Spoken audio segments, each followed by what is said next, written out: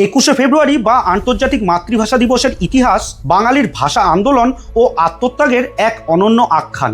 1947 সালে দেশভাগের পর পাকিস্তান গঠিত হলে পাকিস্তানের সংখ্যাগরিষ্ঠ মানুষের ভাষা বাংলা হওয়া সত্ত্বেও পশ্চিম পাকিস্তান সরকার উর্দুকে রাষ্ট্রভাষা হিসেবে চাপিয়ে দেওয়ার চেষ্টা করে। 1948 সালে এই সিদ্ধান্তের বিরুদ্ধে পূর্ব পাকিস্তানে তীব্র প্রতিবাদ শুরু হয়।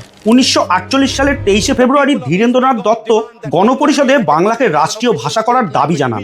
আন্দোলনের চূড়ান্ত রূপ নেয় 1952 সালের ফেব্রুয়ারি মাসে। 21শে ফেব্রুয়ারি ঢাকা বিশ্ববিদ্যালয়ে প্রতিবাদী ছাত্ররা 144 ধারা ভেঙে মিছিল বের করে। এই মিছিলে পুলিশ গুলি চালায়। পুলিশের গুলিতে অনেক আন্দোলনকারী শহীদ হন। মাতৃভাষার জন্য রাজপথে প্রাণ দেওয়ার এমন ঘটনা পৃথিবীর ইতিহাসে বিরল।